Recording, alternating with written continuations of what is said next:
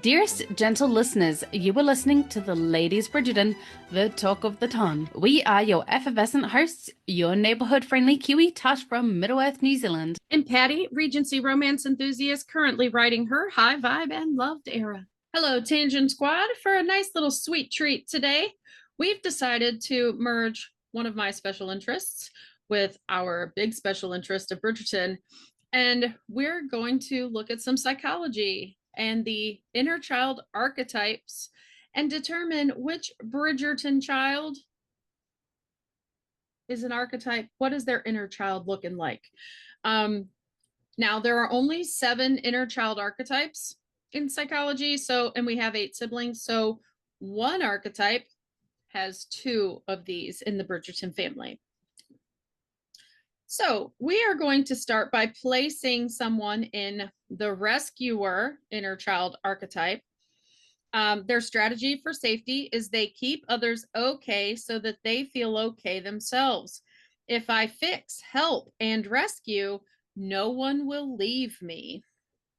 Are you sure that there's nothing about teaching someone how to be marriageable in that type?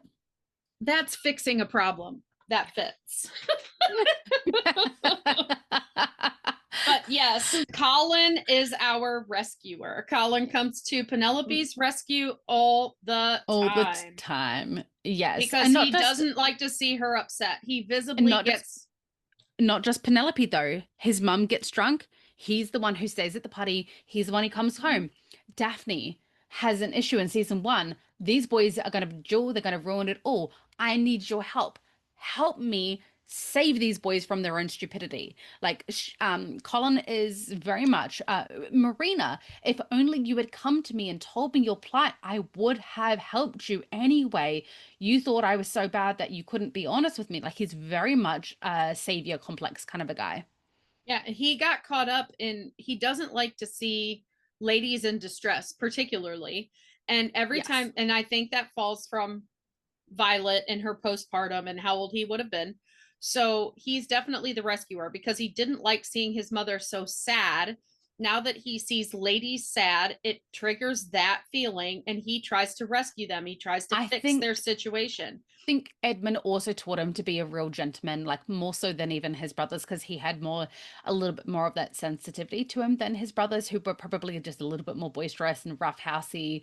Yeah, his dad probably cultivated something that he considered a strength into, you're going to be a little gentleman and you're going to treat ladies right. You know what I mean? Yeah. 100%. So yeah, I see that. The next one we're going to make choices for is the good child. Now, the good child, their strategy for safety, they earn approval through obedience and compliance. If I am good and never cause problems, I'll be safe. Now, we've chosen Hyacinth for this one, but I think there's also a good argument to say that she is also a little bit clowny, because she's reading the Lady Whistledown articles when she's not supposed to be. She's throwing peas with her brother, food fighting when there's a duke at the table. I think she's got that little bit of chaotic energy that in that interaction, in most interactions where her and Gregory are being just siblings with each other, she's the one who gets chastised over him. Yeah. So I think that she's being trained to be the good child. Like, she's safer if she listens. And Gregory gets away with being clownish because he's, the little boy. Well, I think that especially because she was the child who her mother had to raise whilst going through the worst of the mourning period. And so I think when you've got a parent who's either got like a special needs kid, a kid who's particularly difficult, that other child then has to adapt and be exceptionally good because, well, I don't want to put extra pressure on my parents, so I have to be the good one. And I mean, as someone who grew up with more of a difficult brother, I know the vibe. Right. Yeah, I see her as being the good child. Like, even in this season, where she's trying to, cement her place in the family, elevate herself in the family, like she wants to participate in these family discussions and everything, she still she still wants to be whatever the person she's talking to sees as good. Yes. And she's definitely, I was going to say daddy's little girl, but big brother's little girl. Like, she is definitely the favorite of Anthony, of Benedict, of Colin. Like, they all have a soft spot for Hyacinth because she is young and like very, not sweet per se. I don't think I'd describe her as sweet, but she is chaotically sweet. Like, she's got a little cheeky energy to her, but isn't rude or destructive about it. She's a good girl. Good child. Okay. So next we have the overachiever. The overachiever secures worth by performing, achieving, and excelling. If I succeed, I'll finally be loved and safe. Or they write the rule book on how to perform in the ton. Well, and I think that, I mean, if we look at her trajectory with, like, it was a big deal for her to tell Anthony, like, she didn't even tell Anthony that she flat out refused Burbrook. She tried to. I love how we've just bypassed even saying who it is because there is no other answer but Daphne for this. It's Daphne Bridgerton, guys. Like, she doesn't even tell You're saying Anthony. It's not Eloise? She can't even tell Anthony out and out, I will not marry him. She's like, are you serious? Like, she tries to get him to change his mind instead of her flat out say, I'll never do it, and lock herself in the room. She cannot disappoint because she's the overachiever. I feel like she did actually say it, but I digress. No, I don't. I mean, like, she didn't say like an or else kind of thing, you know, like other. I'd rather throw myself into a river than marry him. Well, yeah, like in Pride and Prejudice, when she refuses Mr. Collins, like how her mother goes into hysterics and or you know, she just flat out said, I'm not doing this, period. You know, Dad, I loved him when he's sided like, with her. And if you do it, I will never talk to you again. He's like, right.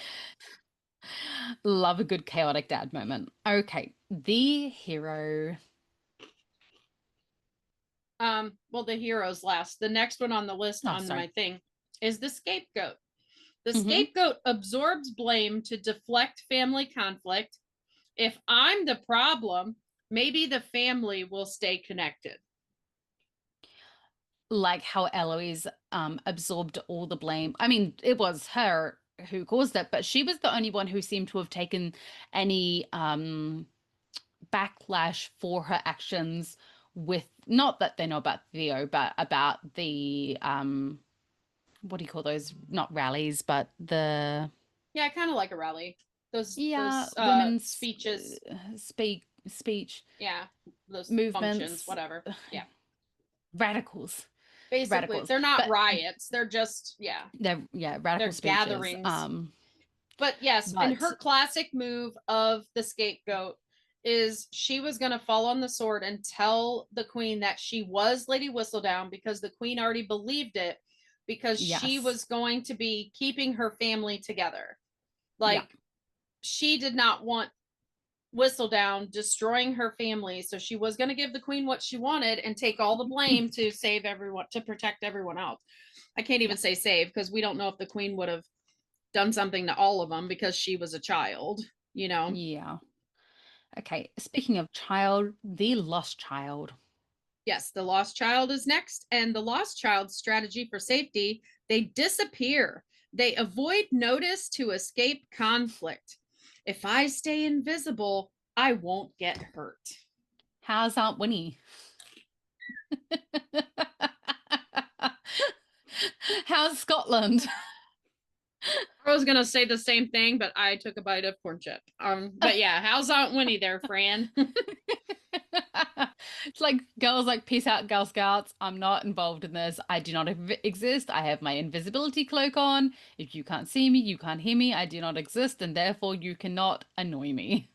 She stayed quiet to keep the peace. One less.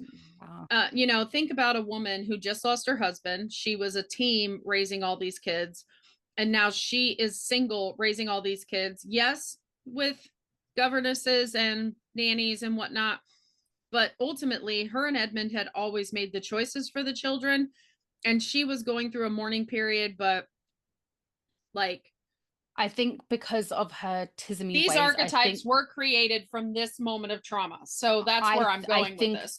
I think she struggled with how to process her dad the most, and instead of connecting with her family more, as a lot of the other siblings would have done, she instead shut down and Yeah. went into her music to process that, because it was the only time that she could truly, you can see when she plays, like the amount of emotion. She's very emotive when she plays, and she talks about loving emotive music. And I think it's because it's her way to Processing her emotions. process her trauma and her emotions. So I think that's why she's the lost child. Yeah, well, and I think she's a lost child because you have a woman who had a team. She and her husband were a team raising these kids. And now she is extremely sad. She's under a lot of stress. And Francesca is very observant. We have pointed out several ways she's been observant over the seasons, noticing like Colin looking at Penn at the debut, things like that.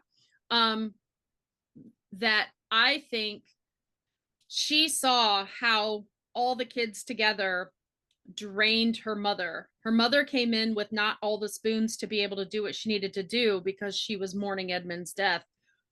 She was doing just enough. But I think Francesca observed and noticed how everything drained her. So she just shrunk herself to not be a problem. Yeah. For her mother's sake. Yeah. If I don't exist, my mum doesn't have the fuss over me. Right. Yeah. Okay. Definitely. Okay. The clown. The clown. Honk, honk. The strategy for safety for the clown is they use humor to diffuse tension and stay loved. I keep everyone laughing. If I keep everyone laughing, they won't hurt me. And that is very much Benedict and Gregory. I think both brothers have it. I think that Gregory is still young enough to not have the dark cloud over his shoulder the way that Benedict does, but Benedict has very Robin Williams kind of vibes where I put all my energy into making sunshine for others, but I've got a rain cloud over my own shoulder. I see it like similarly, like thinking about the line from Eloise when Benedict says, "Who's your favorite brother?" And she says Gregory clearly, but we know as an audience her favorite brother is Benedict. Like they are the closest. And that tells us that Gregory is like, he emulates Benedict the most of the three older brothers.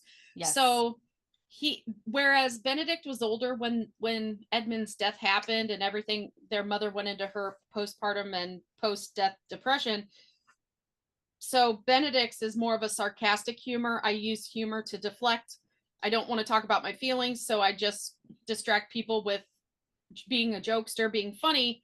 Gregory saw how everyone reacted to it and was like, I want to be that. So he's more of the jovial jokester, where Benedict is more of the sad jokester. And again, we have happy clown, sad clown. I think that's very much because Benedict has seen a lot more than Gregory, and thankfully Gregory hasn't seen the sad side of life as much. Well, and Gregory didn't feel the full effect of the trauma of losing his father because he was 18 months old. That's just not in his memory. Saw how it has affected his siblings and his mother, not affected him directly. Right. So if you look at how all the siblings have developed these archetypes from it, Gregory would see Benedict as being happiest because he is joking and he's making people laugh. So I think that that's the one he would emulate the most. Because all the other ones are pretty tiring, and Gregory doesn't like doing a lot of work. He's a little bit of a layabout. Unless he's ready to climb roofs to see balloons. Like in most of the social situations in the drawing room, we don't actually see Gregory in there, but he has to be in there when Samadamini's coming because Colin will not be. Okay, let's move on to our hero. We have the hero. His strategy for safety is he becomes the family savior, responsible and strong. If I carry the weight, everyone will be safe. Eloise. No. No. There's Of only course. one. There's only one Bridgerton that says the word duty Duty. more than anyone else. Did you do a duty in your pants, big brother? Benedict needs to make a joke about, if you say duty one more time, I'm calling you number 2. Yeah. I'm not number 2. You are. Yes, very much Anthony. He takes on the weight of the world even when he doesn't need to. He's got the a weight whole of the family family. who will He's got a whole family who are willing to take on their portion and support him, and he's like, "No, it's my duty. I'll do it all." Even though he's shit at it sometimes. Like, let your siblings who are good at certain aspects do those aspects, but no, he's like, I have to do it all. Well, and I think that He he thought martyrs he was himself. I think that he thought his childhood ended abruptly. And yes, he was Yeah. 19 at the time. But his childhood ended abruptly. His young man years ended abruptly.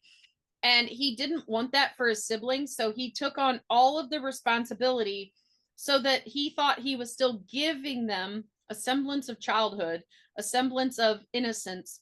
He was trying to maintain their innocence and their pre-Edmund's death selves. And that's what made him resentful in his heroism. And I think that's actually a really good point also, because when Daphne's season begins, that is sort of only when his brothers are actually coming into their maturity as well. Like, Benedict's always been the clown, and so I think he takes on like the lighthearted stuff, but like he hasn't seemed responsible up until now. And Colin, as we saw in season 1, they thought of him very much as a kid still. And so I think Anthony is like, okay, well, like, my childhood had abruptly stopped at 19. Doesn't mean theirs has to. Like, I might rely on them one day, but for now, I need to take on the entire duty. And he's only, but when he married Kate, I think he's finally realizing, hey, they're not boys anymore. These are men, and we can do this together. So this explains to me why he was so hard about Marina. It had nothing to do with who Marina was.